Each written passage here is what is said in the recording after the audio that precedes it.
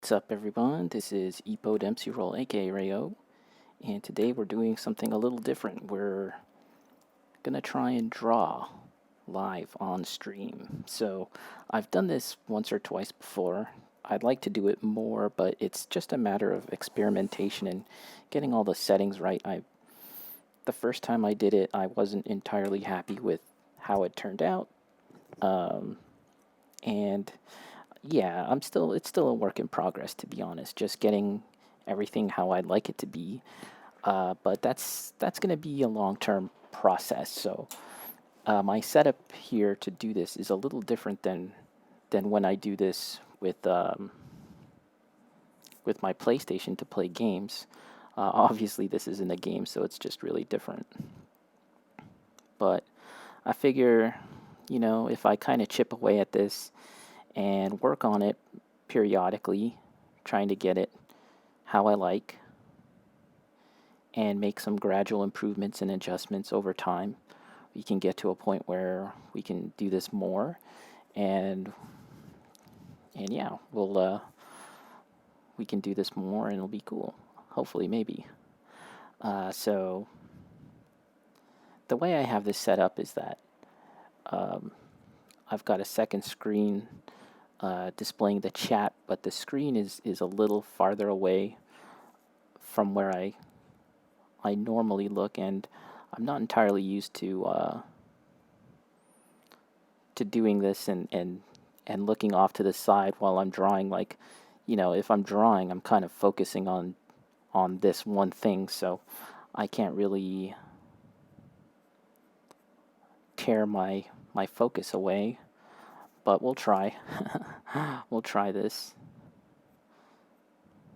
I'll periodically make a point to check off to my side and see if if the camera's good. I know that the way the camera is right now, my hand kind of obscures what the camera's looking at, but this is kind of the best setup that I can get right now for the time being. Ideally, the camera should be kind of coming this way, right? So that my hand isn't really obscuring. But anyways, we'll try and work it this way for now. So as it says in the title, I'm drawing a Lumenwood from Bloodborne. Bloodborne is a game that I've been playing recently. I started playing it during October, spooky month. That was kind of like my thematic spooky game for the month, as well as several others. But I have played that game a long time ago, like when it came out, and I platinumed it. It's one of my favorite games, especially in terms of like games from the last generation, I guess you can call it. But I'm drawing this now because I have a YouTube channel, and I might as well mention right now that's youtube.com/trickyray, TRICKYREY, and you can get there through my links in the About page. And if you're watching this on YouTube, the same applies to getting to my Twitch. That's Epo Dempsey Roll, twitch.tv/Epo Dempsey Roll. And again, you can get there through the links on YouTube's About page. But yeah, the reason why I'm drawing this is because on my YouTube channel, I like to make my own thumbnails for the games that I upload. So because I've been playing Bloodborne, I figure we got to do a Bloodborne one. So that's what I'm doing now.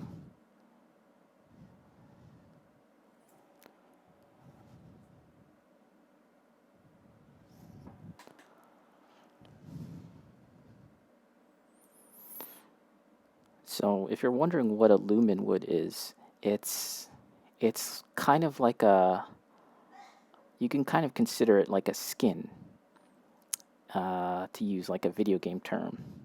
It's a unique skin that you can apply to your character that's only available to you if you have the DLC, the Old Hunters DLC for Bloodborne. So it's not available in the main game, but effectively, yeah, you look like this kind of broccoli head guy, cauliflower. It's more like a cauliflower, I guess. And yeah, maybe we'll discuss the lore about the Lumenwood later, but for now, I guess it's just easy to say that it's going and turning into a Lumenwood basically changes aspects of the combat for your character, and there's some other things that you need to do in terms of getting some unique attacks and stuff for your Lumenwood. But it's pretty neat. That's what I've been playing now. During this run, I've been playing as a Lumenwood.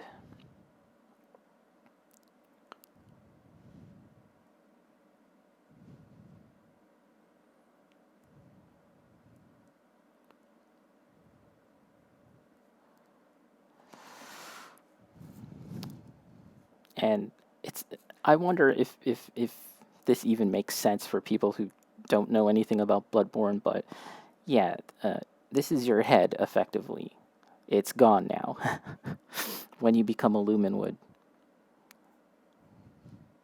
But because I've chosen to have this picture kind of depicting like the bust, I guess, from the shoulders up, and this is supposed to be like a hand that's going into a tentacle, I wonder if that even makes sense.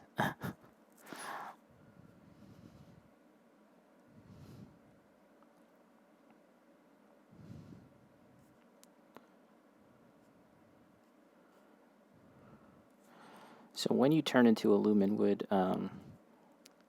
and I was doing a lot of visual research as to how to properly depict this thing, right? Because the head of the Lumenwood, it looks kind of like a cauliflower, but not exactly, right? It's silly looking. I'll grant that. Like, it's a very silly looking thing. But if it was exactly like a cauliflower, I think that would have been a bridge too far, even for a game like Bloodborne, which has a lot of crazy and wacky stuff. So, yeah, I was taking a lot of screen caps and doing a lot of searches, getting a look at how the Lumenwood cauliflower head looks, right? And it doesn't exactly look like cauliflower, as I said. It's actually has like a kind of like a veiny, pasty, mushy texture to it, right? And it's very the texture is very smooth, actually. There's just like the suggestion of bumps and ridges and coils and circles, right? But it's vague, and a part of that is due to being like on a PS4, right? Like, you know, as good as the PS4 is in terms of like graphics, it's just not like they didn't put that much detail into the Lumenwood. So to me, it was like, okay, you know what? A part of this is kind of open up to interpretation, and and I've decided to kind of add in a lot more detail to the Lumenwood. As you can see, I'm kind of adding a lot of bumps and ridges to the growths, I guess you can call them.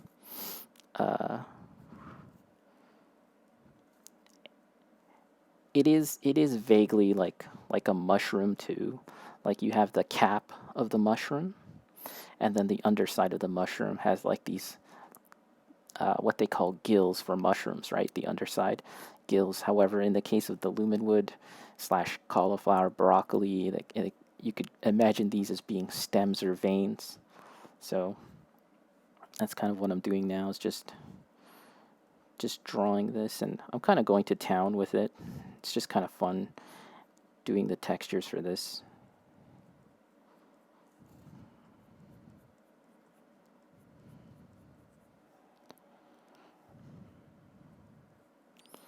And so What also I'd like to do at this point in time with this drawing is kind of take a look at the overall image and see like how is it gonna balance out, right? Like this is generally kind of like the amount of detail that I would like to settle on, like not much more than this. Like I'm not gonna add any more hatching or shading or detail. I think that's just about fine, right? So I could work on this more, but it's probably better to just stop right now and move on to like these other areas. When I looked at a lot of reference for the Lumenwood, there's also this suggestion of like kind of like a leaf that you can see right here, and usually it's on this side of the head from a lot of the references that I looked at, but for the purposes of this composition I decided to put it here. And you can notice here and here and here I put the messengers from Bloodborne. You guys know the messengers. They're the creepy little ghoulish guys, and they're kind of crawling all over.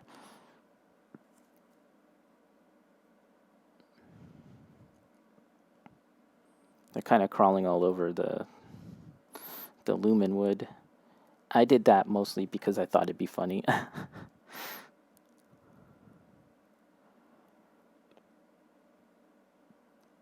The closest the messengers ever get to your character is right at the beginning of the game. Once you start the game, you have this vision. You're sort of looking up at a ceiling, and a bloody werewolf starts to approach you, but then it gets set on fire. And I think we're to assume that these messengers were the ones that set the werewolf on fire, and the werewolf goes away, and then these little guys, the messengers, kind of crawl all over you. And then you hear a voice, which I'm guessing is the doll, and the doll says something like, "Oh, you found yourself a hunter." And so I'm wondering if she's referring to the messengers again, like the messengers have chosen you, the player character, to go on this journey.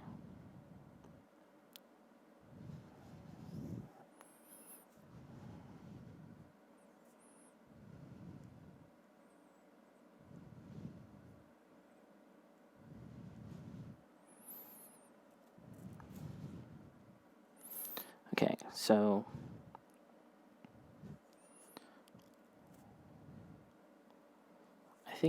I think like as these veins and stems kind of get to the bottom, get to the neck area, we kind of have to add a little bit of shading to that.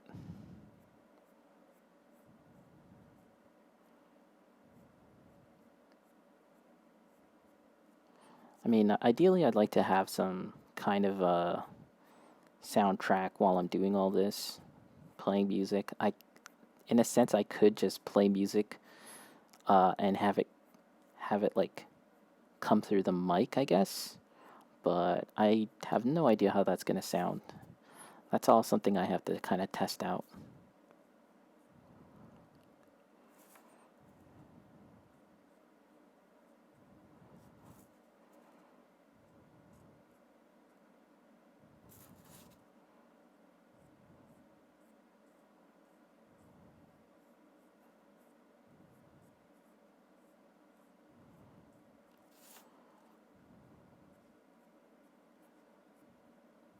Yeah, Bloodborne is definitely one of my favorite games from the last console generation. As I said, I'm playing it now. It's been fun coming back to it. I mean, the last time I played it was, you know, a couple of years ago. So it was good to come back to it, and I've forgotten a lot too since then. So it's kind of fun, like playing the game almost like with new eyes in a sense. Okay, so again, this is probably the right amount of detail that I want to get for these areas.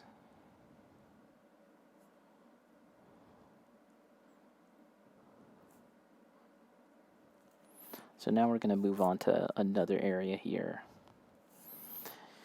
And as you can see, this is the hand and the tentacle, and I've got what they call a phantasm right here, which is these like slug-like creatures that kind of grow on the Lumenwood, which is like my head now, the character's head.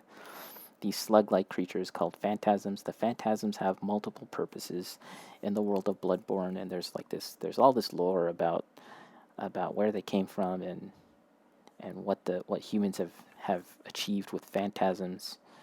A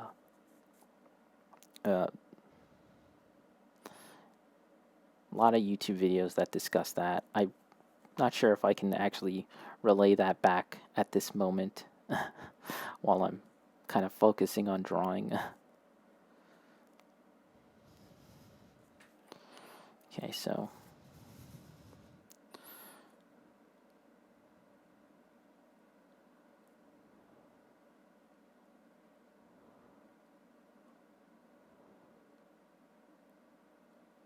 and to my earlier point, I was talking about how I was looking at a lot of reference for the actual, like how the actual Lumenwood looks like in the game, and kind of making a decision as to how much detail I was going to draw and how was I going to depict like the textures on this head, and how it's in fact not really like a cauliflower. But for this drawing, I've actually kind of decided to lean a lot more into the cauliflower shapes just because I think it kind of creates that familiarity, kind of makes it, you like as a viewer, you kind of make that instant connection, like, oh, cauliflower.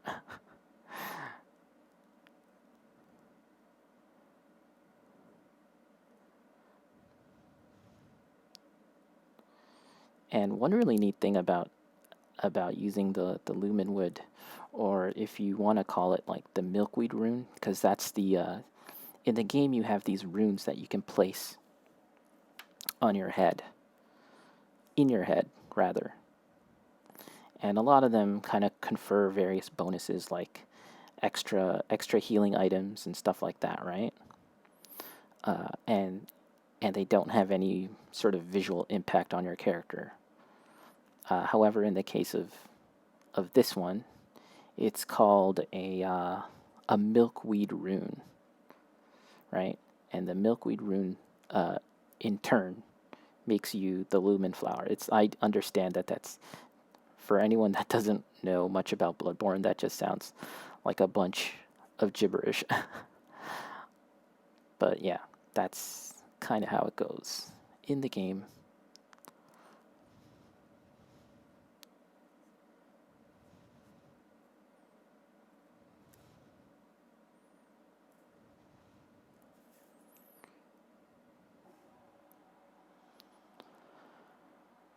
Okay.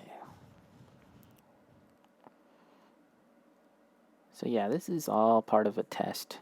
Just testing out how do I like streaming while drawing, and kind of practicing at it too, because I'd like to do it more, but it's a different kind of, it takes a different kind of skill, I guess you could say, compared to streaming while playing games. Something that I'd like to get better at. Even when it comes to streaming and playing games, I'd like to get better at that too. I've been doing it for a little more than half a year, a little more than 6 months at this point, or maybe a little less than 6 months. I'm not actually sure. So I'm getting a little better every time, I guess. But yeah, I would still consider myself a noob at it for sure. For sure. And yeah, I'm trying to position my hand and how I hold the pencil, or pen rather, in a way that makes it so that the camera doesn't get in the way, or my hand doesn't get in the way of the camera.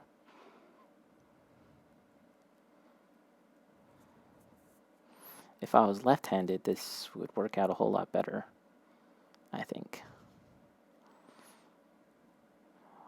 But I'll watch back the footage, and if it turns out to be a little, like if I don't like how it's positioned right now, the camera, I'll make an adjustment. I'll move around my setup. It'll be a little annoying to do that, but it'll be worth it, I guess.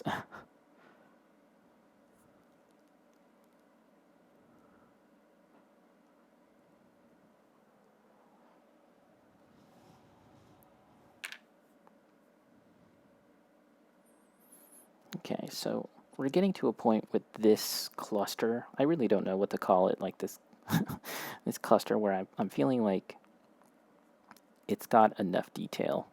I'll go back and kind of tweak it around for sure a little later, but for now, let's move on to another part.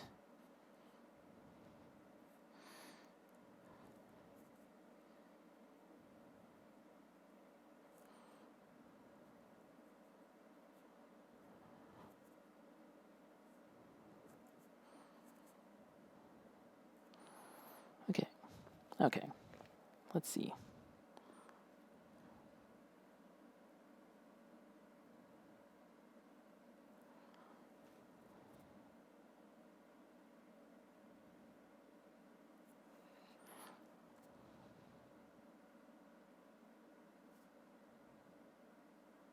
So yeah, let me get a sip of my drink here, and we'll move on to the next part.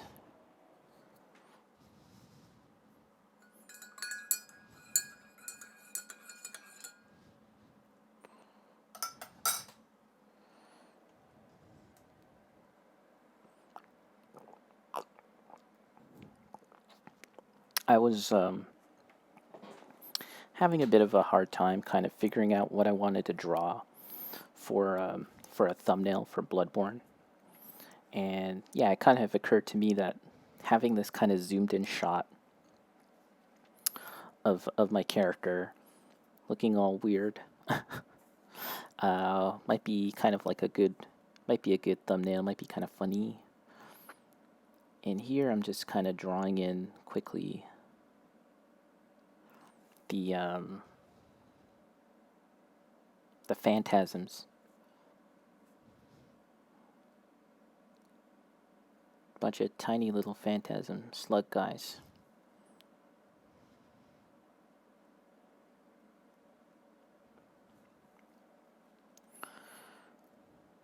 There's this item description in the game. It's called Madman's Knowledge. So in these Bloodborne and Dark Souls, you have these items that you can get that increase a resource, right? In Bloodborne, one of the resources is insight, and in Dark Souls, it's like your humanity, right? So the item, the equivalent of humanity for Bloodborne is insight. And the item that you use to get more insight is called the Madman's Knowledge. And there's also another level to it called like Great One's Wisdom or something like that. And the icon for that item is this skull. It's a human skull that's kind of cracked and caved open, I guess, and emerging from it is a phantasm, one of these things, these slug-like shapes.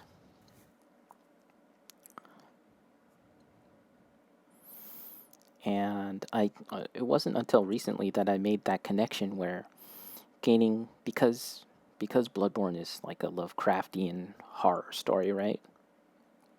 At least like kind of somewhat based on Lovecraft. And this whole concept of gaining forbidden knowledge, gaining insight, is also like a Lovecraftian theme. Ooh. It kind of makes sense that the skull would be like bursting with these little things that are like conferring you this eldritch knowledge.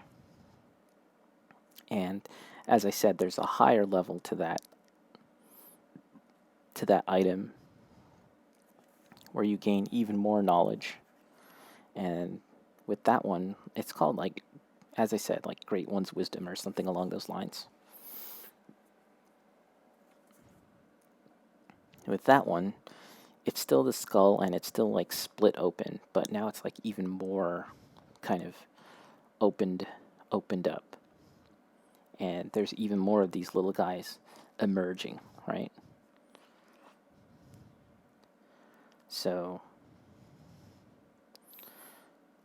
yeah, it was only until recently that I kind of made the connection between gaining that knowledge and then the head kind of splitting open and eventually becoming this, where like all traces of your head, your skull is completely gone, and now you've got these phantasms all just like swimming all around you, emerging.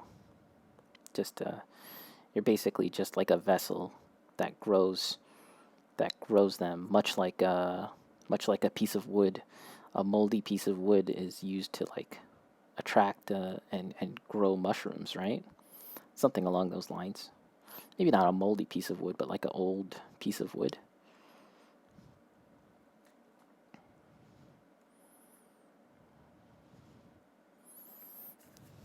Yeah, I'm not gonna pretend like I understand 100% Bloodborne lore, because I don't. There's a lot to it. There's a lot going on.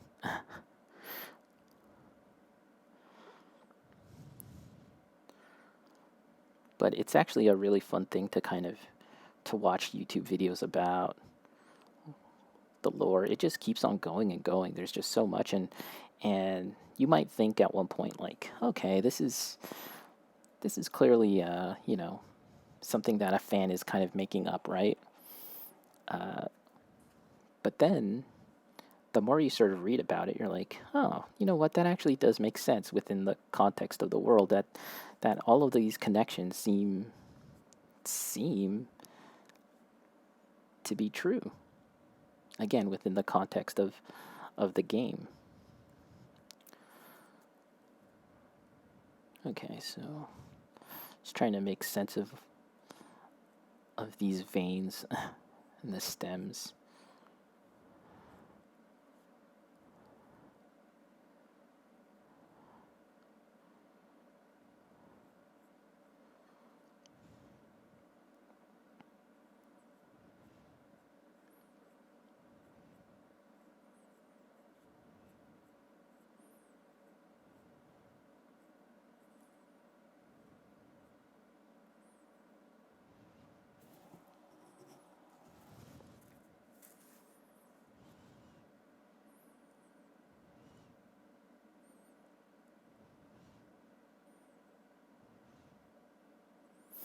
And that's actually one of the great things about Bloodborne and all from soft games is that you can. It's almost like the second phase of enjoying the game after you've actually played it. Like for me, the other part of the fun is just reading all about the lore, and it's like almost just as engaging as the actual game itself. Like there's just so much going on with the stories and the background, and it just keeps on going. It's interesting stuff if you decide to get into it, but at the same time, because most of the story and all of that stuff kind of takes a backseat to the gameplay, I think that's also kind of a good thing, just because if you're the type of person that's not into the story, or like, you just want to focus on playing the game, then you can do that too.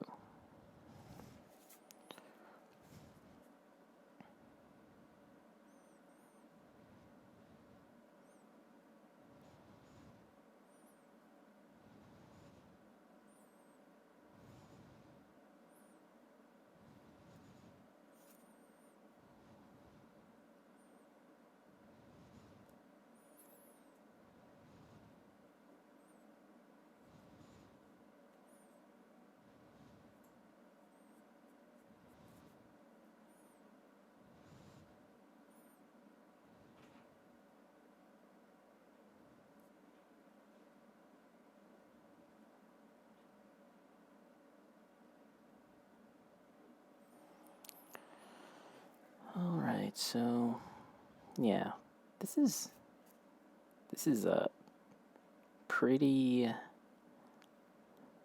like redundant work, I guess you want to say, or like it's just a matter of like packing in the detail.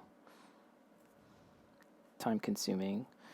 Normally I don't mind doing this kind of thing, like I just kind of zone out and just work away at it, but I'm aware that that I'm streaming right now, and so I've always got this thing in the back of my head, like I've got to say something rather than just focusing on drawing. Okay, time for another sip of my coffee / hot chocolate.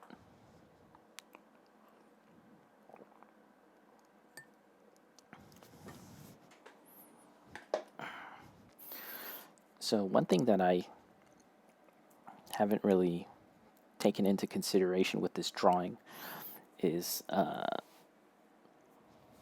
hey, Bacon, how's it going? Drawing screen hype. Yeah, so one thing that I didn't take into consideration with this drawing is where am I going to place the logo?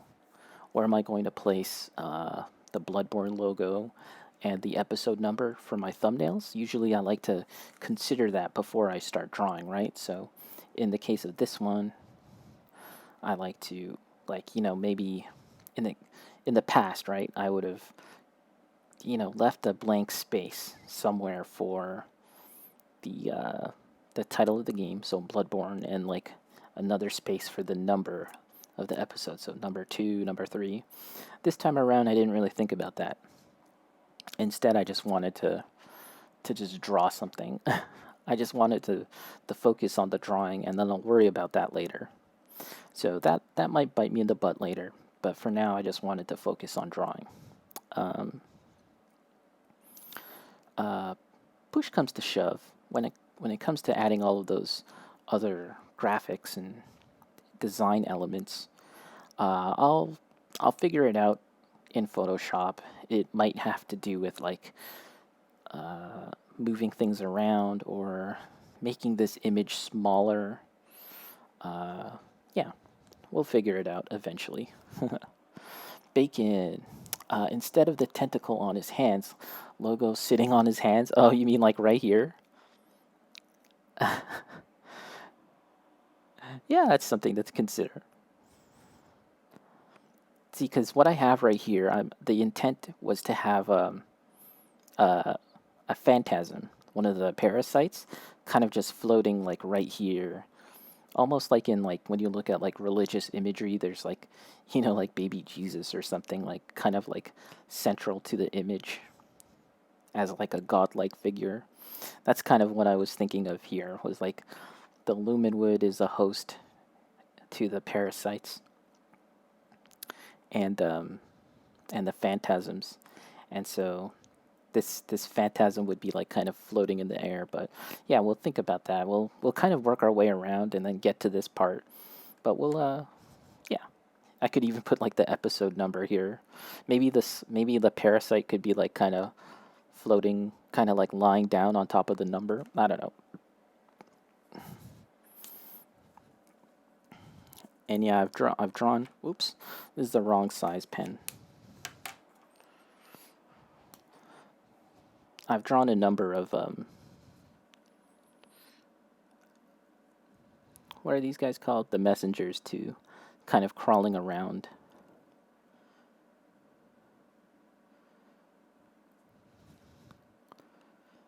And I should probably have like this guy. I feel like this guy I should have his hand kind of emerging somewhere. So I'll have to do that.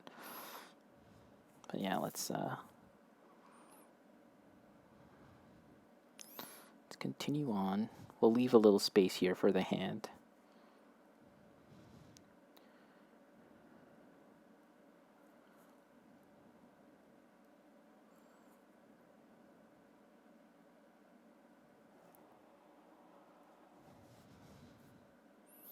I'm also kind of holding my pen differently than how I normally do.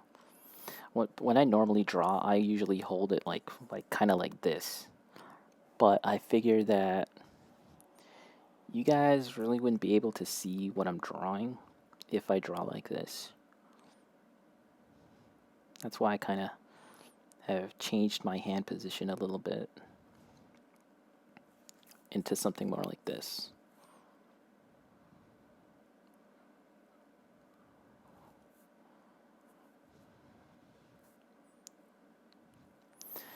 So one thing I'm thinking about doing when I take this drawing into Photoshop and when I start coloring it in is that all of this detail inside, I'm going to change the color of the line work. So right now the line work is black, right? Obviously.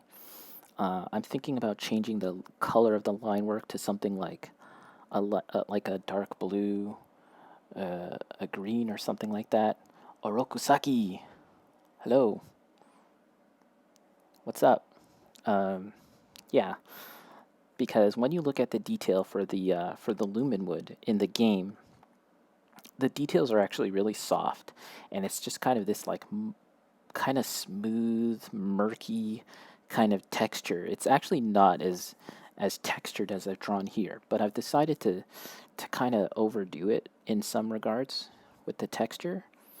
Kind of want to overdo it and make it more detailed than it is in the game, and then take it into Photoshop and kind of smooth it out and soften it up a bit there.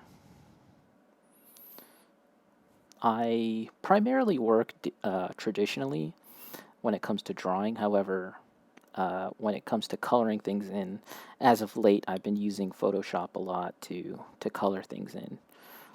That's kind of like my normal workflow at this point. Bacon, I just noticed the slug on the head. That's strangely adorable. Yeah.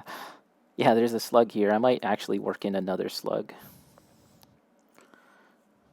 Yeah, because that's what the description says, right? Like the Lumenwood basically attracts the phantasms. Much in the same way that like old moldy wood attracts maggots and bugs and mold and mushrooms and stuff. That's kind of where I'm assuming they got that kind of, that was their reference point, I'm assuming. So Oroku, have you played you've been playing Shin Megami Tensei? How are you liking that game? I've never really played any of those games, and I probably won't play this new one, even though I have the means to play it. You know, I got a Switch, but yeah, I'm probably not going to play it anytime soon, at least, unless you know, there's just overwhelming praise, and even then, I probably won't. Still, really trying to think about what's the next big juicy game that I'm really gonna dig into. I have no idea.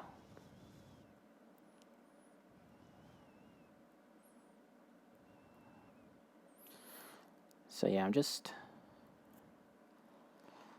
trying to pack in this detail.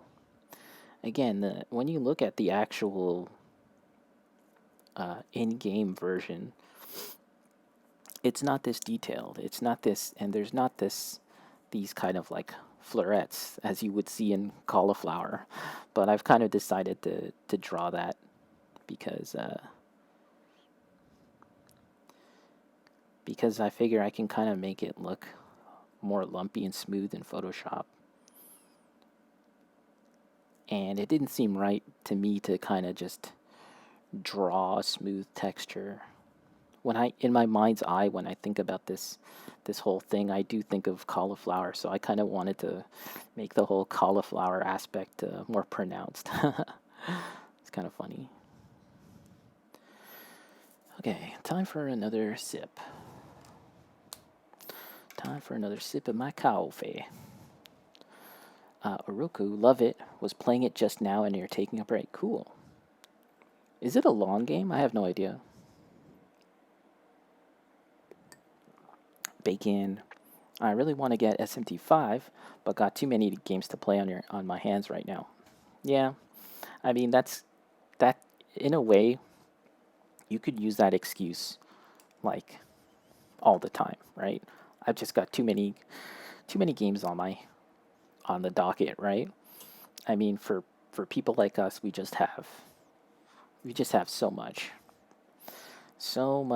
going on, and we have such big backlogs that it's like, yeah, we're always gonna have a bunch of games to handle to do. So at some point, you kind of just have to decide, like, whatever. I'm just gonna forget about the backlog and just, if I want to play something now, I'm just gonna buy it and play it. And that's kind of what I was thinking about lately, is just to kind of forget about feeling guilty about buying all these games and having a backlog. And if there's something that I want to play now, let's just buy it and play it now. But I'm still considering what that might be. Oroku, I don't know how long it is. It's a JRPG, so probably between 40 to 80 hours. I haven't been able to get into most games of late. They feel like work. SMT just sucked me in. Felt good right away. Yeah, you've played, actually, amongst all of us. I'm pretty sure that you've played a whole lot more SMT games than any of us. I'm pretty sure you played like Digital Devil Saga and all of those games, right, Oroku Saki, on PS2? Bacon, at the very least, I want to wait till I'm done with Robot Wars. Oh, you're still not done that, eh? So, here's something. Let's take a look here. You guys can see that. I'm planning on painting miniatures on stream as well. Maybe that's a better look. These are maybe we can just. These are goblins from Lord of the Rings, and they're pretty much almost done. I just have to pick out all the little details on the cloth, and then maybe finish up their bases a bit. But yeah, these are goblins from Lord of the Rings. I've had them for a very long time, and I'm pretty close to finishing them. So that's another thing that I'd like to do on stream. Maybe not today. By the way, is it possible to turn off the autofocus on the camera? I really don't think I can, unfortunately. That's just... yeah. Because this is just my iPad camera, and I don't know if I can do that. Hide screen. Yeah. Yeah, I know what you mean, because when I tried doing this before, I did notice that it kind of goes in and out of focus. But hold on a second. Those are not all the goblins. These are all the goblins. I have to do all of these guys. But it actually isn't that bad. Like, it's fun. I enjoy doing all this stuff. And I don't think that the camera can really get a good look at these guys. Let's see. Yeah, it's because my light is kind of like... There you go.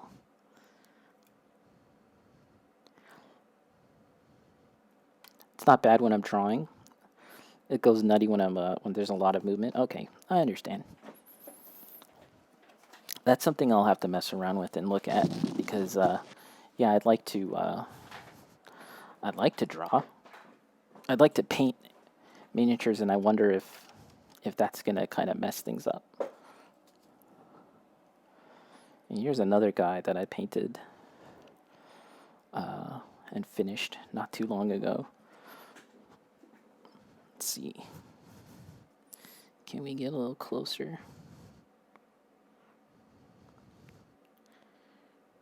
Yeah, the light.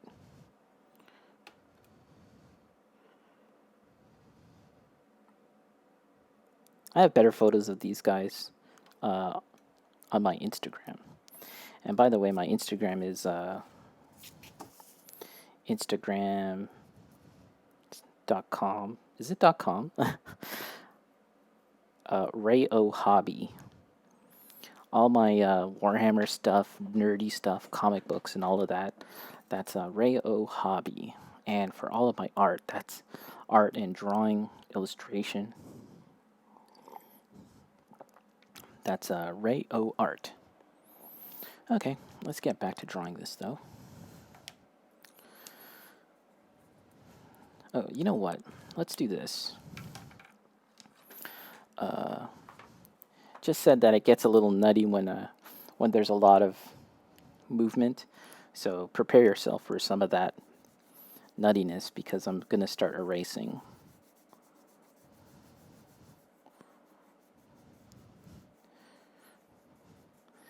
Erasing the pencil underneath so I can get a better sense of the drawing here.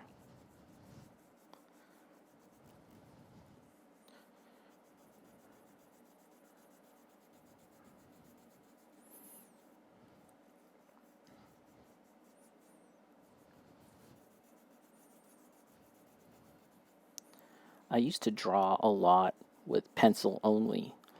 Like the final image would still be pencil. And that's kind of how I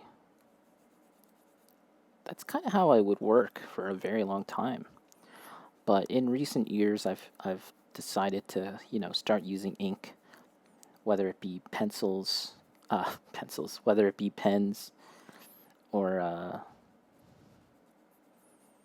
refillable pens like this thing. I've got this thing here. This is something that I bought fairly recently, but I need to find a finer nib for it because this nib is actually kind of too thick. I need something finer for finer details. Yeah, and I'm enjoying drawing with ink and darker, making the images have a lot more contrast, I guess. So here we go. Here's my handy eraser dust feather. Look at that. Beautiful. Put that away. All right. So I said I wanted to draw a hand for this guy. Let's see, how's that going to work?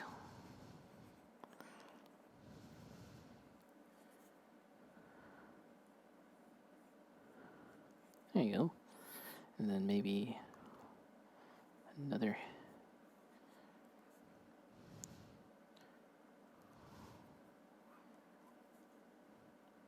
You never see their legs, these the messengers.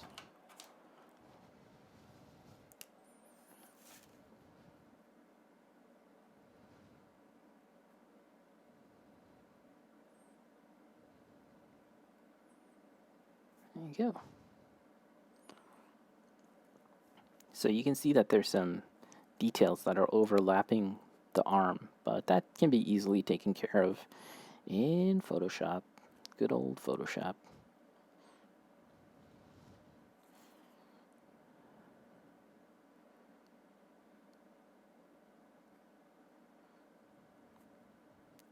The next time I stream, I'll test out playing music from my second screen and see how the mic picks it up.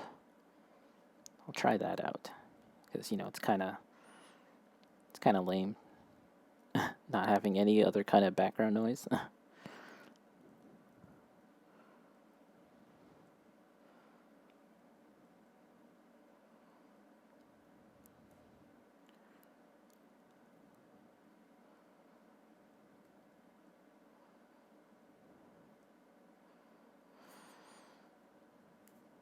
Okay.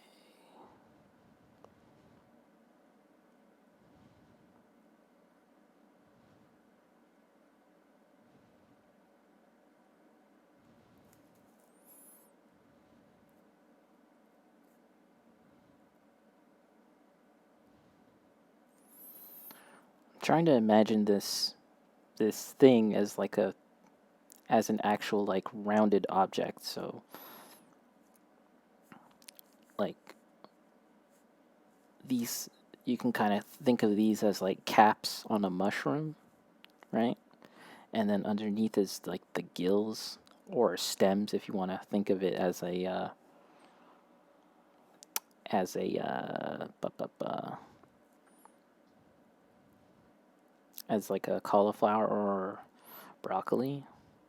So I'm trying to think of it in those terms when I'm drawing, just to give it a bit more sense of depth and shape. Bacon, completely off topic. Did I watch the Project L video? I did, and actually it looks pretty cool. There was something kind of weird about the frame rate. Someone said it was like encoded to like 24 frames or something really awkward. And it's like, wait, why would they do that? Like it's a, I understand that it's, what they're showing is a work in progress, so you know, you really don't have to take too much stock into the frame rate and everything. But everything else seemed so polished. Like everything else looked so good that I was like, that it just really stuck out to me. But it looks cool so far. I'm someone that hasn't played League. I don't really care about it. I don't really care about the characters or the story necessarily. But it's, despite that, like it looked good. Like I'm not sure if like I'm 100% sold on the characters that like it makes me want to play the game. That's a weird thing to say, but it's kind of like any fighting game, right? Like if that's the thing that kind of sells you on a fighting game first before anything else, is like the characters and how cool they are. And if a game can't do that, if it can't sell you on that, then it might not really matter much about anything else, right? It might not matter if the game has like really cool mechanics. So that's kind of like my first impression, was like, it looks good, but I don't know if I'm going to get into this. And the combat seems really, really involved. Bacon, no one plays the game for functions. Yeah, despite what Combo Fiend said. That one character who has like time powers, that's just one character, and he seemed to be really in depth, like he had a lot of stuff going for him. And I was like, man, I don't know. This could be one of those fighting games that's just like too far beyond me. It's just too much detail, too much mechanical complexity. That's kind of like, that's something that I was thinking about when I was watching.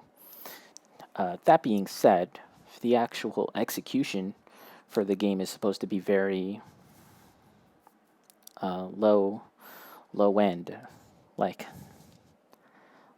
the actual way you go about performing the moves is supposed to be pretty easy, so you can start getting to the point of mastery. You can start thinking about how to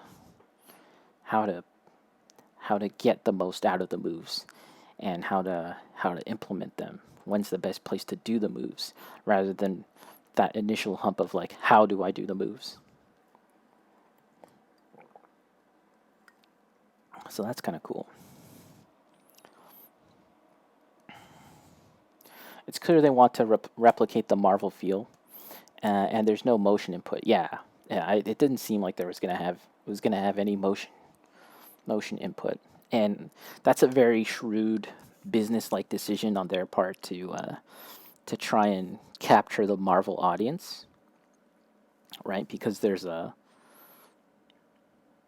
definitely like a vacuum there, right? There's like this missing space where we can have a game like that, because it might be a while before we see another Marvel or Marvel type game. But did they said it's assist based combat, but is it team based? Like the assist character, is that a full-fledged character that you play as well, or are they simply an assist like in those Marvel games? Like, remember Thor was just a guy that you summoned, but wasn't like a guy that you could play. I have no idea. Okay. I think right here I'll put another slug.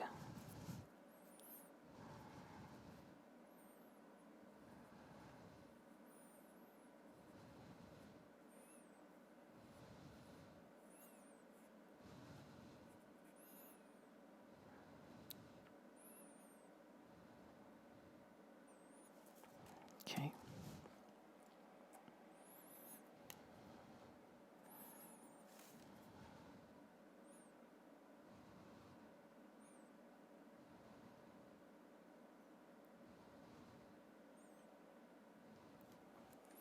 I was just about to...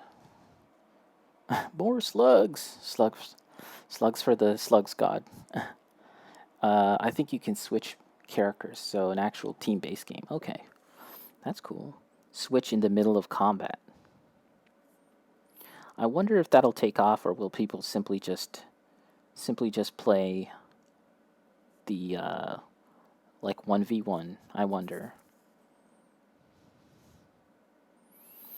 This is going to be really interesting just because I really think that there's very little crossover in terms of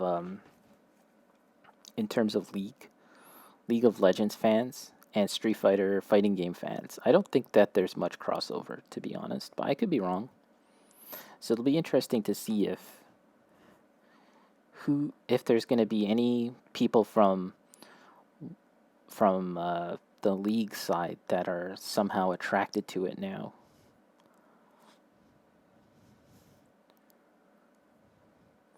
In a lot of ways, it kind of reminds me of Grand Blue, the fighting game, just because, especially in the West, there aren't that many people that knew about Grand Blue, the Mobage,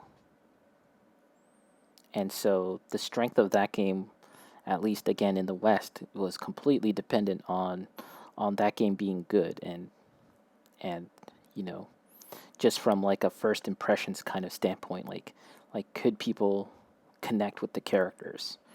And I think that there's going to be something along those lines with this game.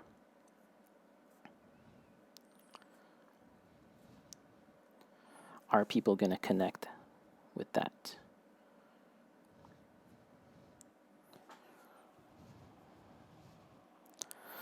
Bacon, my guess is some of them will try it and give up after getting mixed nonstop by Marvel heads. Yeah. Well, one of the Cannon brothers, he said that it's not about getting to a point where you're competing with the best of the best at this game.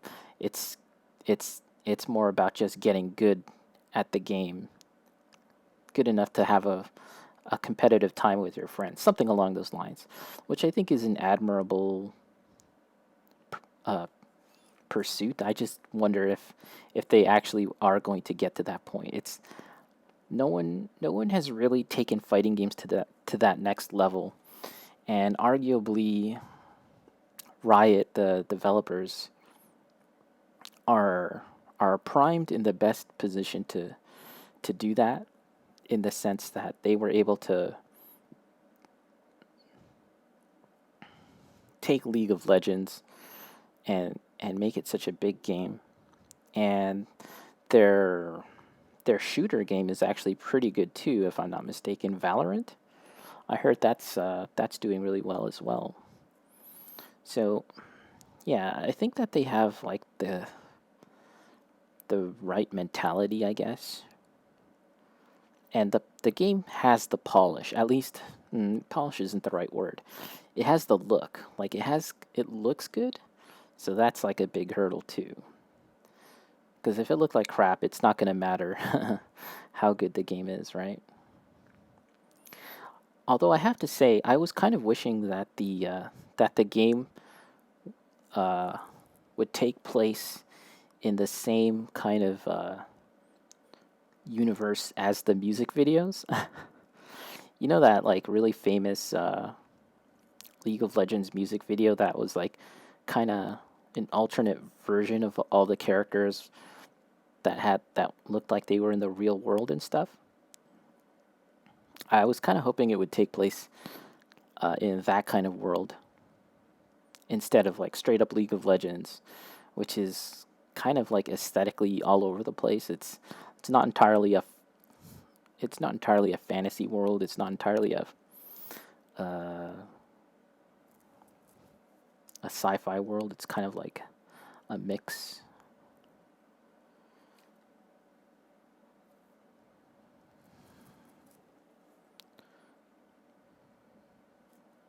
So this light that I have here, that's beaming down on this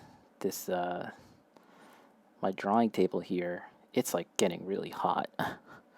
It's making me really hot.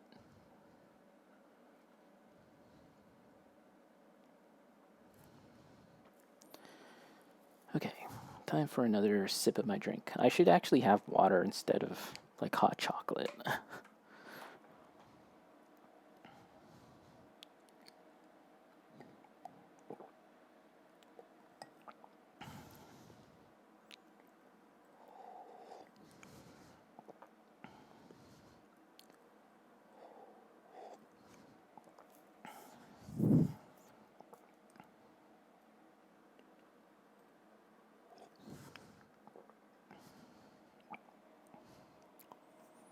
One thing that's interesting about this whole thing about these slugs, or phantasms as they're called, is that they're depicted two ways. When you look at Madman's knowledge, the item in Bloodborne, the phantasm is depicted as this kind of ghostly shape.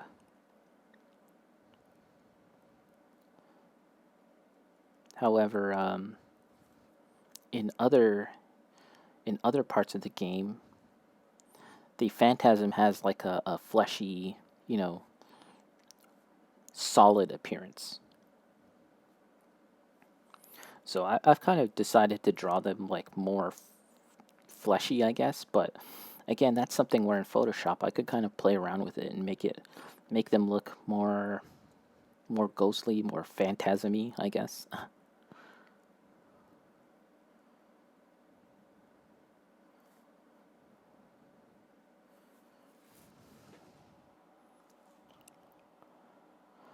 Bacon, I hate those lights. Makes me respect people who sit in front of them for hours. Yeah, I think this is an LED light too. Like, I thought LED lights were supposed to give off less heat.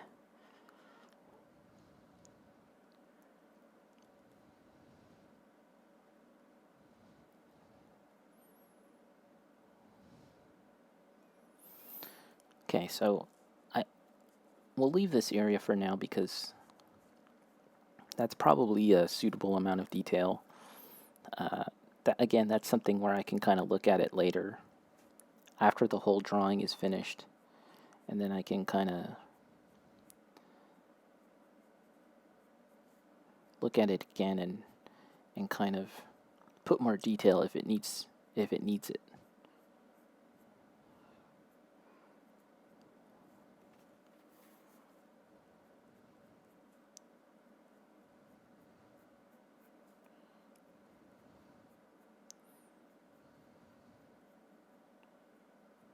Okay.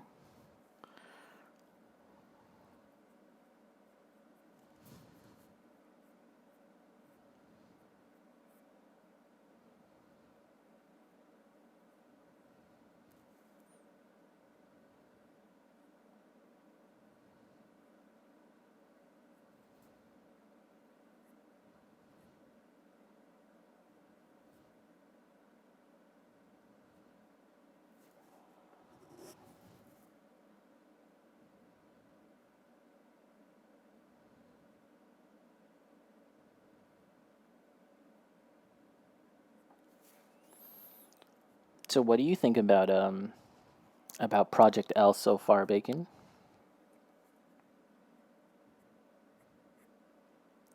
I wonder if it's going to be free to play. Isn't League of Legends free to play?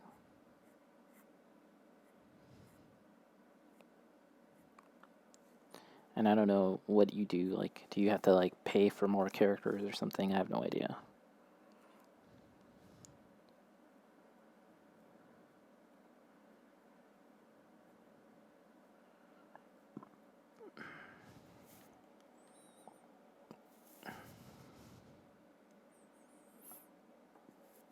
Okay, so I think we can leave this part alone for now.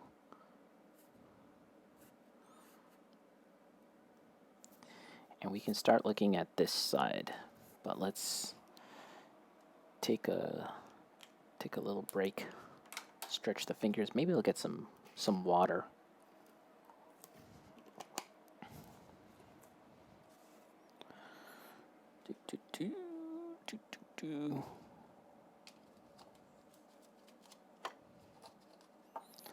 So this is the same table where I paint my miniatures and stuff.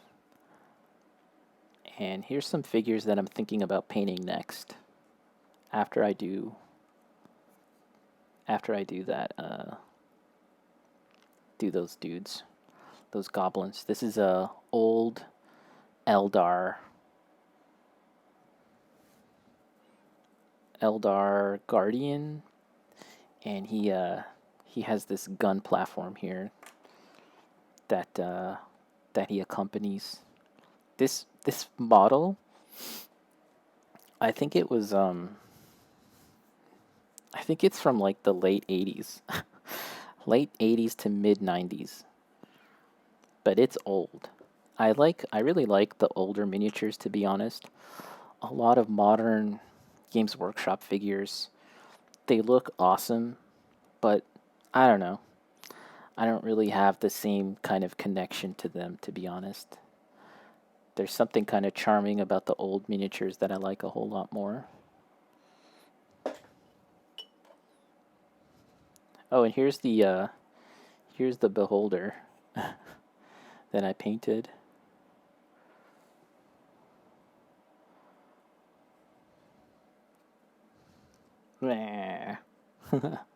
This is a 3D printed model, but it's pretty cool, I think, at least. All right, let me get some water. Let me take a little break, and I'll be right back.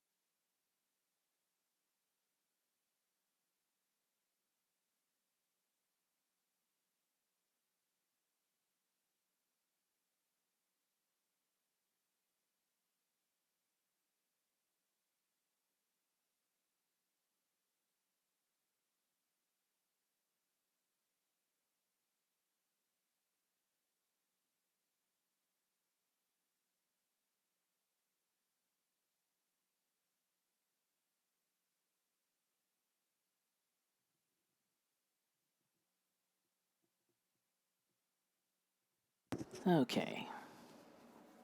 Got some water. And now it's time to take a look at this side.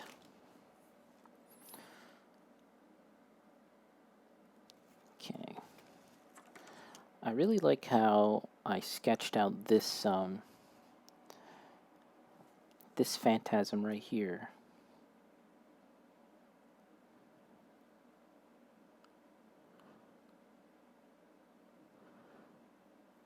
I just really like how I drew that. But I'm not actually too happy with the one that's right here in the center, so we might have to kind of tweak that around a bit.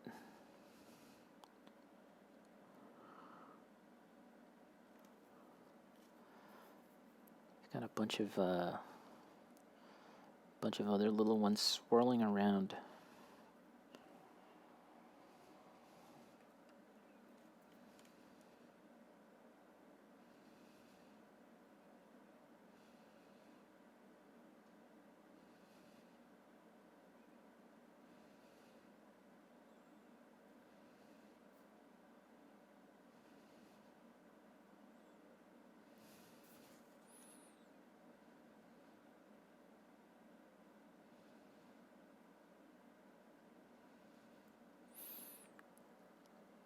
It's kind of fun drawing these squiggly guys just because I don't really have to think too hard about it. But yeah, I wanted to have a lot of them just kind of swirling around here, so that's what I'm trying to do now. And I actually I'll probably draw more in Photoshop as well, or rather I can kind of like copy one or two of these and kind of scatter them around more. And some of them should be actually intersecting and coming through the tentacles, through and around the tentacles. So that's something I'd like to do as well. But we'll draw that in. And then we can erase any overlapping lines in good old Photoshop. So that guy looks weird. Okay, so let's erase this one here. And we'll try again to draw it a little better. We can also erase more around here.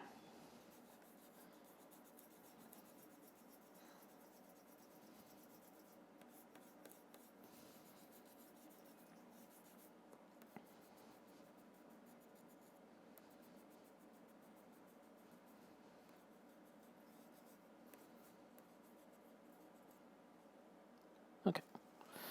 Bring out the trusty feather. This feather comes from my cousin's parakeet? No, not a parakeet. It's like a full-on parrot, like macaw or something. Okay.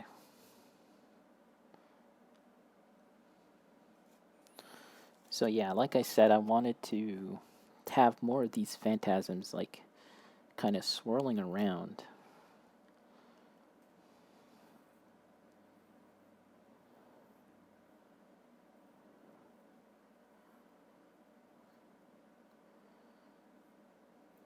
But you see what I've done here? Like, this line and this line kind of just butt up against each other.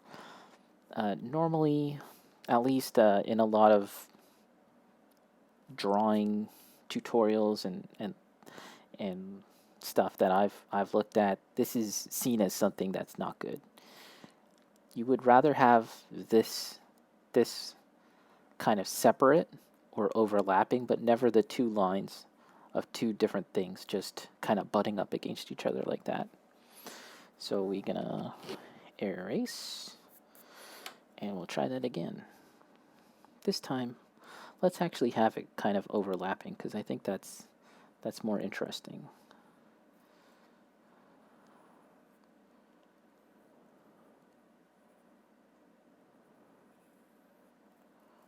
So that's a little better now. And we can kind of erase this We can kind of we'll erase the overlapping lines later that we don't want, that is.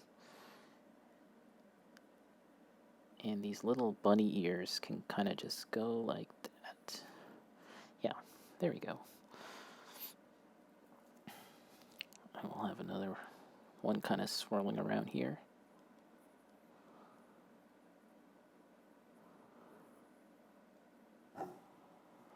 Tangents, yeah, I didn't want to say tangent because that's like I don't know, more of a technical kind of term, I guess. But yeah, it's basically a tangent. Try and stay away from unintentional tangents. You can have like tangents that you intend, or even from like when you're kind of creating things and you're just kind of making it up as you go along, you kind of create tangents in like a more thematic sense. That's fine.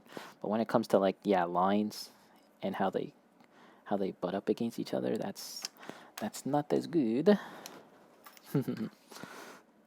Interestingly enough, I don't even seem to recall them talking about tangents back at school. I don't even remember that. That's just something I picked up in like magazines and like maybe Wizard magazine or something like that. I don't seem to recall them talking about that in a formal sense at school. I don't think so, at least.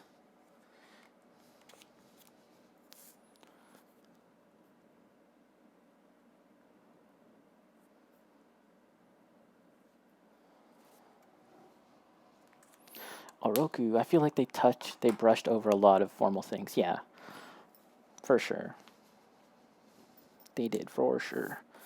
So I'm noticing now that I don't like how there's almost like this butt cheek here. So we'll just kind of make a line there like that. And then we can draw in these guys.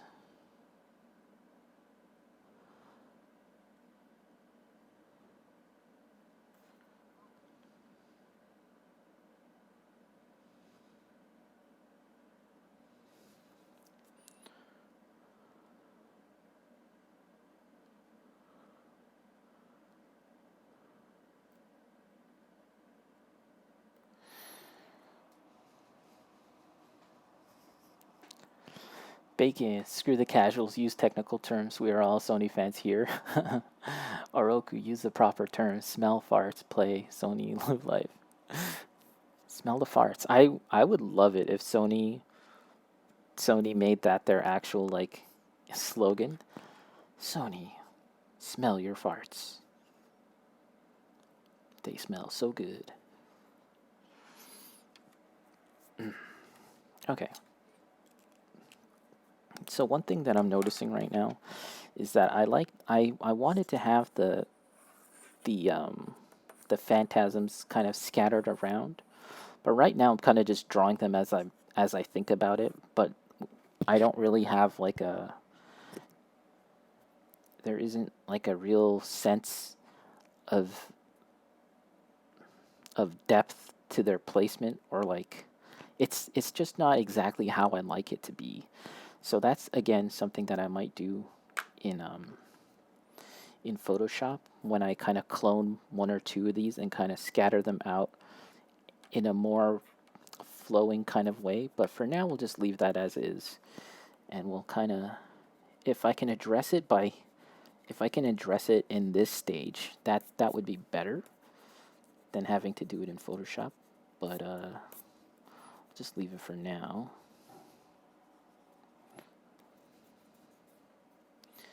And yeah, so there's so I was thinking about having a slug right here, right? But I have them all around, so it kind of diminishes the whole purpose of having that centralized one. So now I'm thinking about taking up Bacon's suggestion and putting like Bloodborne right here. Right here. So it's kind of like his outstretched hand / tentacle is kind of presenting the game. Like, I have this much space to put the word Bloodborne. Just about that much. And you have to remember that if you look right here, the where I'm marking it out right here, this is more or less the dimension of a thumbnail on YouTube, right? So imagine this image shrunken to about like a postage stamp if you're looking at it on your phone, right?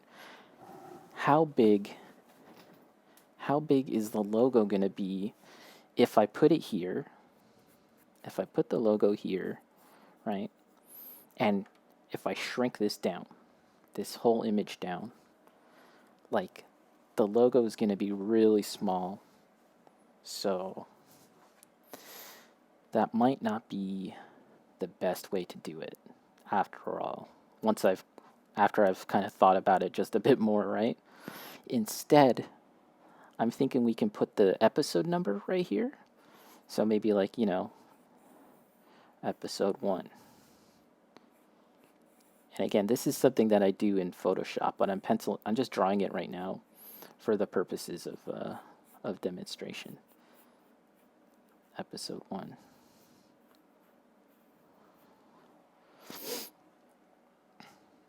And then I might have to like kind of resize this image and put the logo like, above here and kind of crop the bottom or something. I'll have to figure that out a little more. So that's something that I have to think about. But yeah, I don't think I'll put a slug here after all. I might draw it in just for the sake of having because that's kind of how I originally conceived of it. And it might look kind of cool as a drawing unto itself, but for the thumbnail, I'll digitally remove it, and then put a number here. I'm thinking that might be the way to go.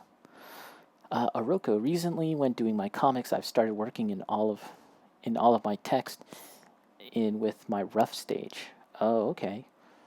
Yeah, I mean, I think that's a good idea, right? Because if you're doing it all yourself, if you're working on the comic completely on your own, then you have complete control over everything from the text bubbles,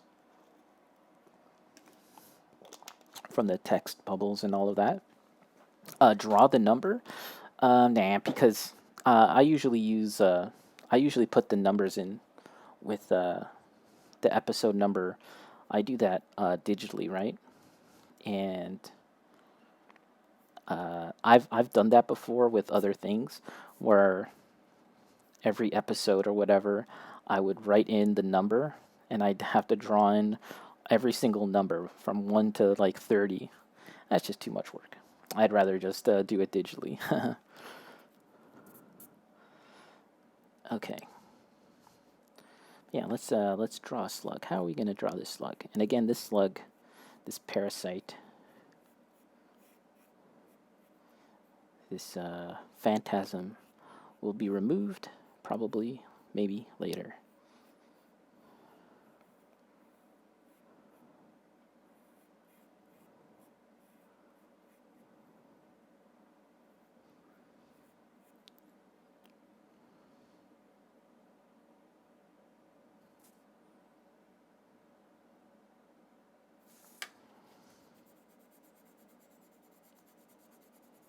I do a lot of erasing. I do a lot of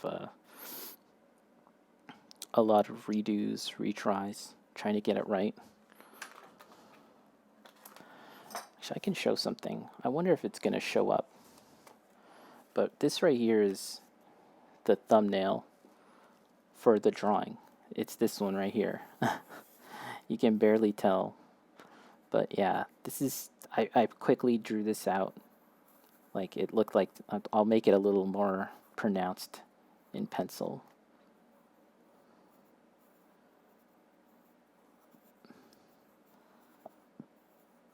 But yeah, this was like kind of like the little doodle that I made that gave me the idea to carry it forward. And I had a few other concepts, and they're super rough. Like you can barely tell. But once I drew this, I immediately knew that this was the way to go. I had this other idea where I wanted to show the full figure here doing the charged L2 attack, which is like a magical AoE.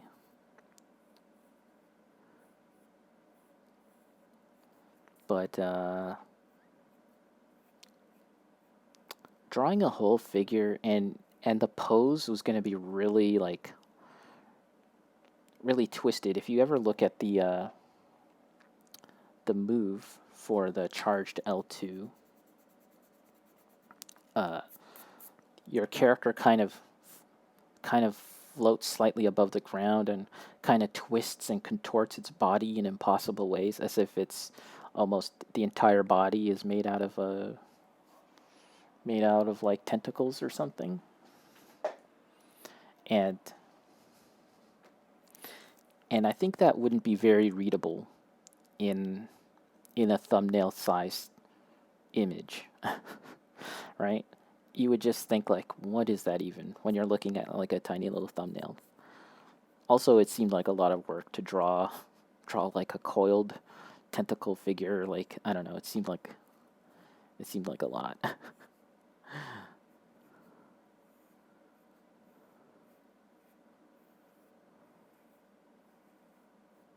Okay, yeah, maybe something like this.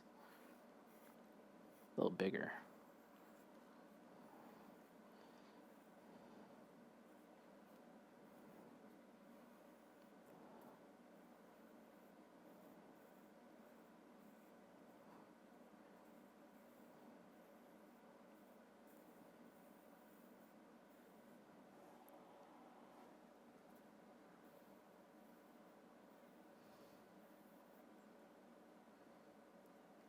Just not as big as that, I think.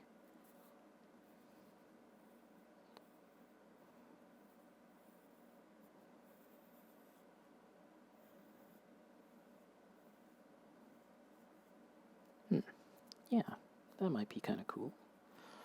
That might be kind of something.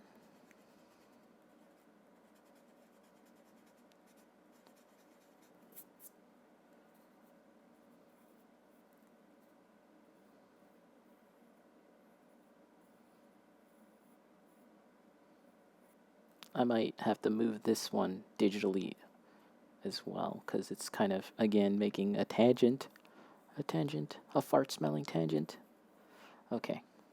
Yeah, I think that might be something. And we might even draw this more with kind of like the same kind of feeling as this. But we'll see. Also, I might make these phantasms more ghostly. I can do that when it comes to finishing it off digitally.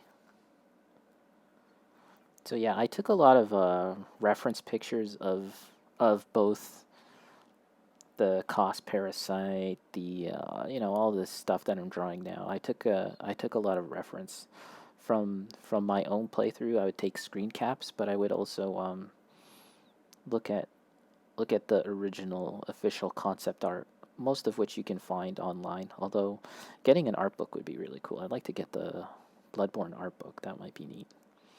But yeah, and all of that stuff is really useful, and Bloodborne is just such a creative game that there's just so much awesome stuff to look at. I heard that one of the concept artists for From Software games, I'm pretty sure he worked on Dark Souls 3, maybe Bloodborne, but this person was also working on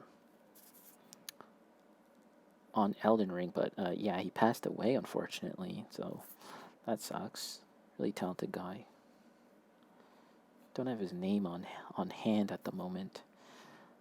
Don't want to get it wrong either.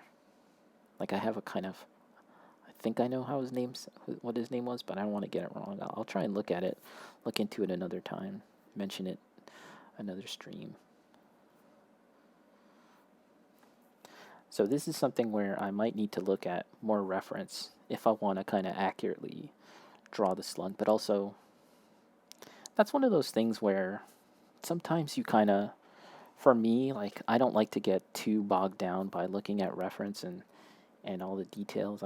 Sometimes like I'd rather just draw and then kind of get like the idea that I want, and then I'll check reference later.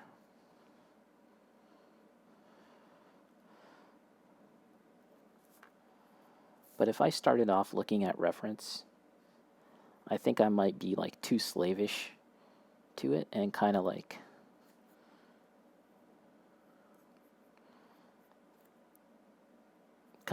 focus too much on making things look exactly like the concept art, which is like, I'd rather put my own like spin on things, even if it means kind of being less accurate in a sense.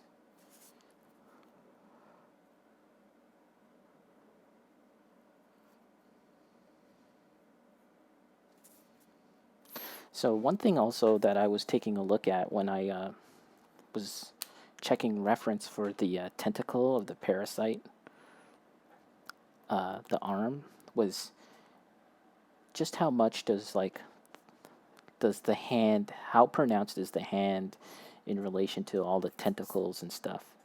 And the answer is actually it actually kind of goes between both. Like in a certain state, if you take a look at the hand of your character when he's taken over by the Lumenwood and you have the cost parasite, you can kind of see the suggestion of the hand more clearly, and then there's like just a bit of like a pointing out kind of nub of a tentacle, and sometimes the hand takes a step back, like you see less and less of the hand and the tentacle is more pronounced.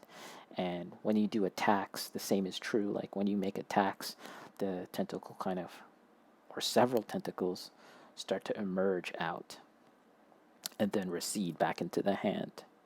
So that's why I have like a bit of the thumb and the pinky here, but for the most part it's the tentacle. And the same is true for the head as well. Some of the attacks as the parasite, such as the jumping R2, the tentacle comes out of the head, and you can see that like they didn't. I don't know what the right term is. They kind of like it just kind of comes out of the model like the tentacle, and then recedes back. But it doesn't. You don't see it like emerge specifically from any particular detail from the base model. It just sort of emerges out. You know how like in the Michael Bay Transformers movie, as maligned as they are, I remember that some of the artists, the concept artists, were talking about how they didn't want to cheat with the robots, and what they meant by that was they wanted, if Optimus Prime is a truck and he transforms into a robot, that transformation animation should be completely mechanically sound. Like you should be able to see every single part, like go in, tuck in, rotate, and transform. Rather than in the original cartoons, you can see that they cheated, quote unquote. They, some parts would recede and disappear or shrink physically, like impossibly shrink, stuff like that. They didn't want to do that for the movie, and yeah, that's kind of what they did with. I guess you see that a lot in animation, period, right? Just this idea of like parts just emerging and appearing out of nowhere.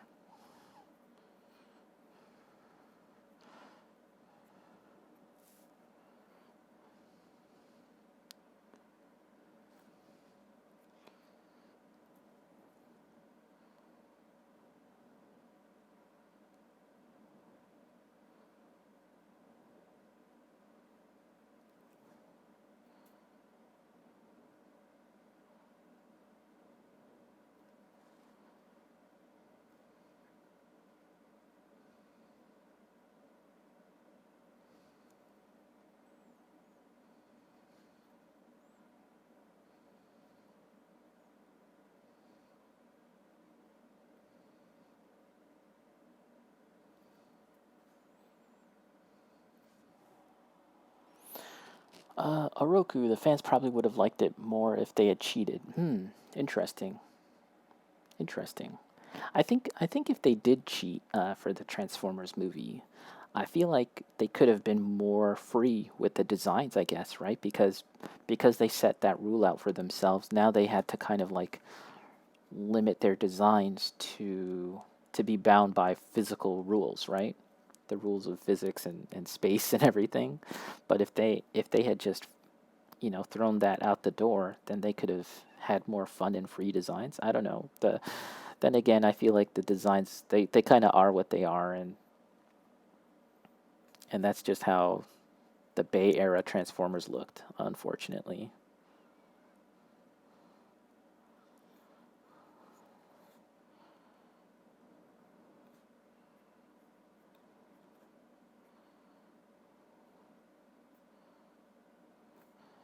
I still maintain that the Bumblebee movie is quite good, though. I thought it was quite good. Oh, uh, Bacon, I can respect them for not cheating, but fundamentally the design is so busy, all that just ends up being lost. Yeah, I mean, ultimately, whether they cheated or not, had I not mentioned it to you, it's not like anyone really cared, right? Would anyone have ever picked that up and noticed? Did any reviewer, any YouTuber now in 2021 has have they ever said like, "Man, I really love how they didn't cheat." But yeah, you know what? Now's as good as time as any to talk about Monster Hunter. So I saw the Monster Hunter movie, and it wasn't great. There's no getting around that. It wasn't amazing, but honestly, I kind of enjoyed it more than I thought I would. The movie does a lot of stuff to kind of acclimatize the viewer into the world of Monster Hunter, the general audience that is, noobs, normies, whatever you want to call them. It does a lot. It takes a lot of steps to kind of get them into the mood of Monster Hunter, make them kind of get them to understand what this world is like. And I kind of I get it, right? I get why they did that, right? For the sake of the general audience. But from my perspective, I feel like it was kind of unnecessary, right? Because, we live in a world where the general audience has seen like Thanos and freaking Celestials and time travel and Granny. What's that lady's name in Jack Kirby, like the DC Granny Goodness? I think she appeared in the Snyder Cut, unbelievably. The general audiences they've kind of seen all sorts of crazy wackiness, even going as far back as like Lord of the Rings, right? That was at one time considered to be completely completely zany stuff too, right? But now everyone's kind of used to fantasy worlds and their dragons. So the notion of Monster Hunter being this this property that's just so far out of left field that no one's gonna get it's not really true. Um, Bacon, it's like they have no faith in the audience, treating us like idiots. Yeah. So you end up upsetting like long time long time fans, right? But you also end up kind of like not really gaining much for the general audience too, because yeah, like I said, at the end of the day, most people understand these things. Like the world, it's another world, not like our own. It's filled with dragons and monsters, and society is entirely built up around around the hunting of these things to survive. That's all you need to know. But that being said, I didn't mind the whole isekai concept from like to use a wrestling term from a booking point of view. So like when I first heard about this movie and I saw the trailers, I was like, ugh, I don't think this is gonna be all that great, right? The army guys and stuff, but they pretty much die within like the first 20 minutes of the movie, right? Some of them die to Diablos, but a couple of them die to effectively jobbers, like just like spider enemies, right? And it's like, damn, these that just kind of goes to show how unsuitable like normal humans are to this world, this other world, where even jobbers like the jobber monsters of the world of Monster Hunter can take down like a bunch of skilled army guys, right? Just these dumb spiders, really. Uh, and the other thing too, again from like a booking standpoint, is that I like how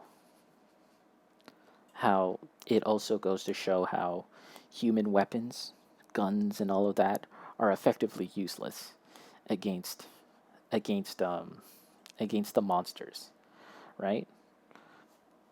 I like that. The problem is that they kind of linger too much on it. Like they linger too much on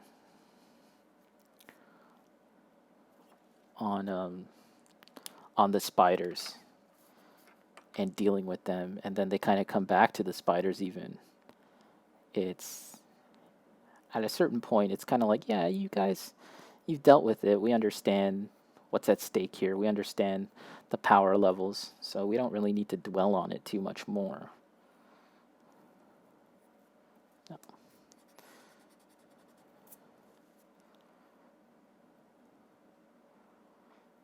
Get a smaller one.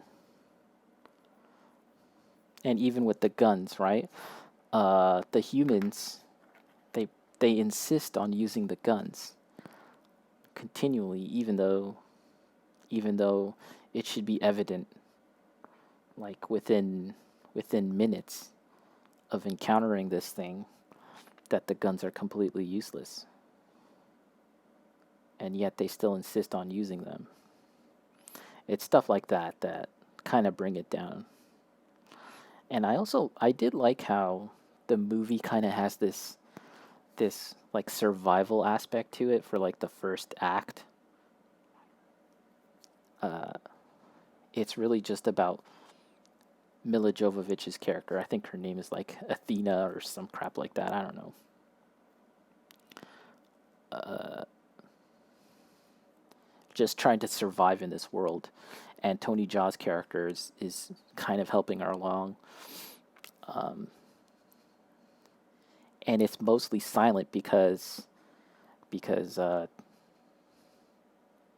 people from the Monster Hunter world, they don't speak English, except for one. It's Ron Perlman. He speaks English. So I like the fact that it was mostly kind of uh, there wasn't really much dialogue. I like that.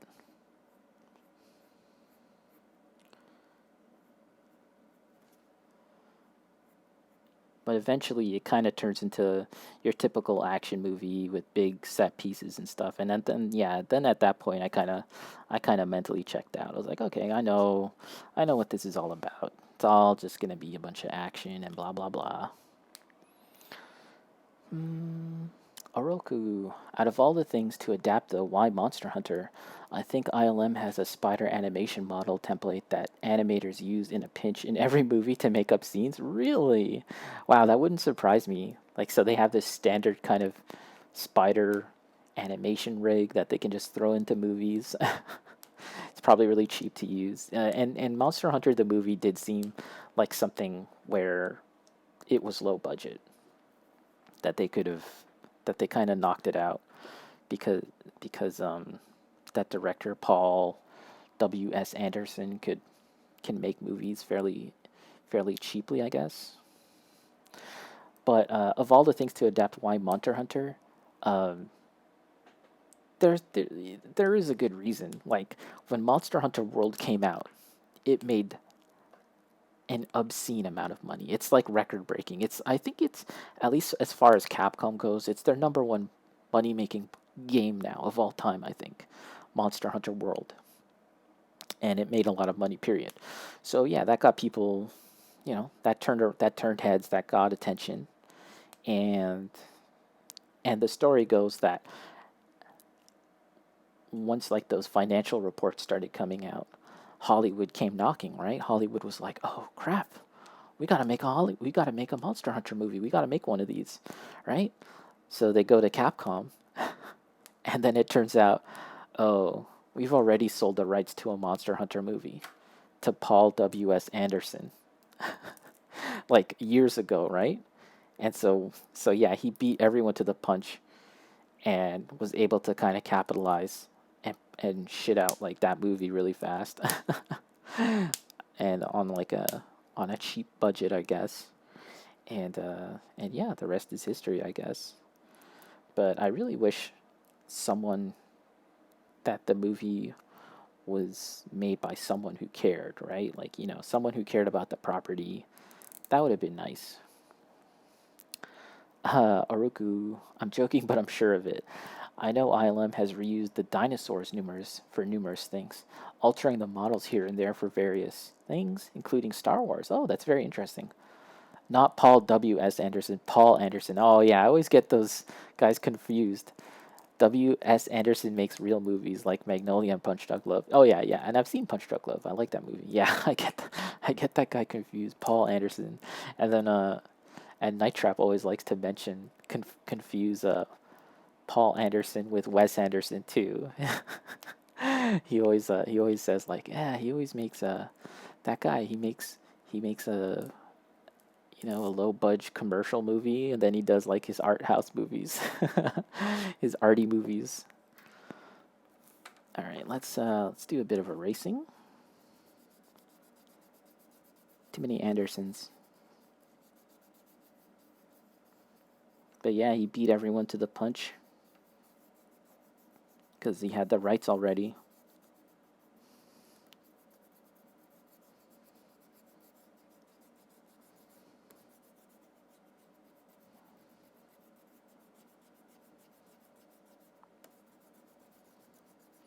Uh, and I did like Tony Jaa in the role that he had, but at times it felt like they were treating him like a caveman. That kind of like fish out of water, or like, an advanced civilization interacting with like a primitive civilization, right? The whole deal with like that kind of thing in movies or in books or whatever. Like Mila Jovovich is showing him like chocolate, and he's like, he's never seen this thing before, and he's like, I love, like, he's like, he doesn't speak English, right? So he's like, chocolate, chocolate, chocolate, I love chocolate, kind of thing. Well, he doesn't say I love chocolate, but he's obsessed with it. And it's like, and then at another point, she shows him like her badge that says she's an army ranger, and it's made of Velcro, right? And then he becomes obsessed with the Velcro. Like, he's like kind of like opening it up and closing it, Velcro, like sticking it and unsticking it, to the point where Mila Jovovich is like, okay, you've had enough playing with that. So you get this impression that he's like this kind of like uncivilized, unadvanced person, almost like a caveman or something, right? Who can fight monsters really well. But it's stupid because Monster Hunter Society in the games, they're advanced. They don't have computers and stuff, but they have a certain degree of technology. Certainly, they have sweet things that are analogous to chocolate, right? And they might not have Velcro, but this notion that like things can stick together, fabrics can stick together. I'm sure that it's not too mind blowing to someone that's been in Monster Hunter Society. Like it's just that there hasn't been a need. They also have airships, right? They haven't had the need for certain technological advancements because like harvesting organs and parts from monsters has kind of made up that difference, right? Like in it actually, there's metal work and metallurgy in the Monster Hunter world, but when you look at the rankings of weapons, usually metal-based weapons, iron-based weapons are low tier, and the higher, more advanced weapons are ones crafted with, the parts of monsters. This is, yeah, and that's because it's considered like a higher, more advanced form of weaponry, of technology. So that's just one of those things where they kind of didn't really understand Monster Hunter, right? Like, and if they do this again, hopefully in a reboot or something, like maybe they could have focused on the culture of the world, because you really don't see like Monster Hunter culture. Okay, let's catch up on the messages. 3 very different directors, yeah. The Andersons. I would love for them all to like have a sit down conversation. All 3 of them. That would be funny. Oroku. MK is still solid. It is still solid. I remember enjoying RE, or one of the first ones, anyways. The Pet Minority. They can make an armor set of any animal, and they have airships. Yeah, yeah. I like the first Resident Evil. Well, maybe like is too strong. I enjoyed it, and the second one maybe. I've seen most of them. I feel like I've seen almost all of them, to be honest.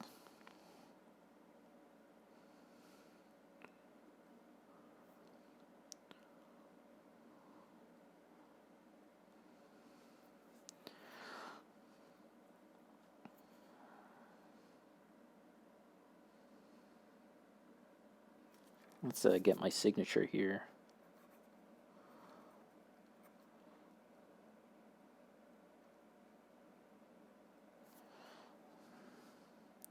So I'm mostly done this drawing. Uh, Everything else is going to be handled, as I've mentioned, digitally.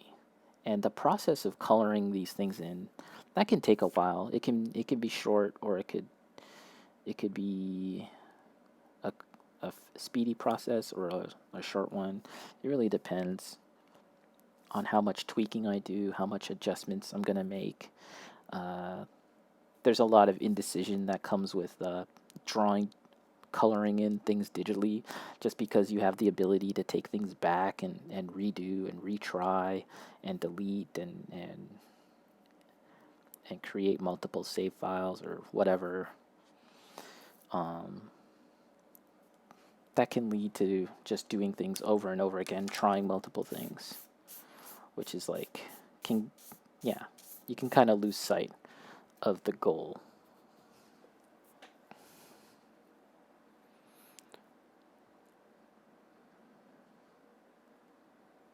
But also, one of the things I like to do is when I get to a point with the drawing like this, is to stop, take a break, and then look at it again later, like the next day or after a few hours, and see if there's anything else that I can do, that I can change to kind of adjust and make it better. But this is probably a good time to stop drawing this and probably take it into Photoshop and see what I can do there, I think.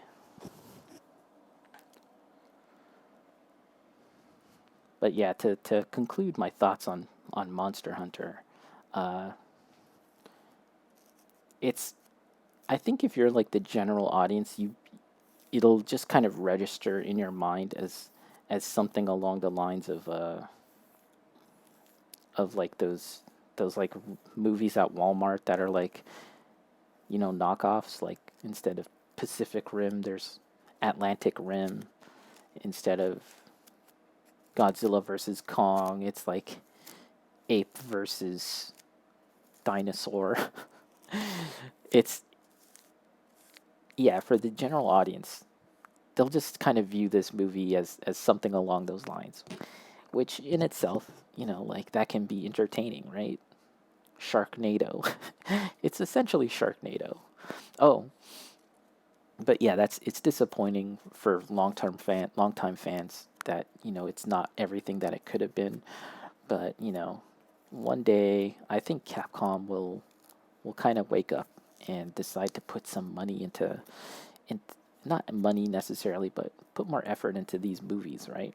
In the same way that, like, the Sonic movie, they really showed a lot of care in the Sonic movie, like when that initial reception didn't go well, and the design of Sonic, they they delayed the movie and tried to make it right. And I think it I think it was worth the effort. So, someday Capcom will hopefully also kind of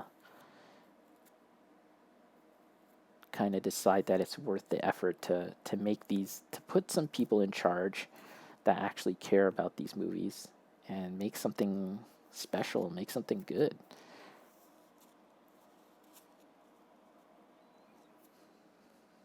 Oh yeah, yeah. The other thing that I wanted to mention was at the end, they totally pull a Mortal Kombat. Do you remember that at the end of Mortal Kombat 1, like all the heroes are kind of standing in a line and there's like this stormy sky, and I think they show Shao Kahn or something, and it's like, "Oh shit, things are about to go down. It's the next challenge. It's going to be a big deal, guys." And then it cuts and it's like Mortal Kombat, and then they play the whole Mortal Kombat song, right? They absolutely do something like that in Monster Hunter, like right down to, not the music, mind you, but right down to the, actually I think it did end with like a weird techno song, but yeah, right down to the everyone lined up and like a big stormy sky with like a looming threat about to approach and attack. Just a bag of tricks.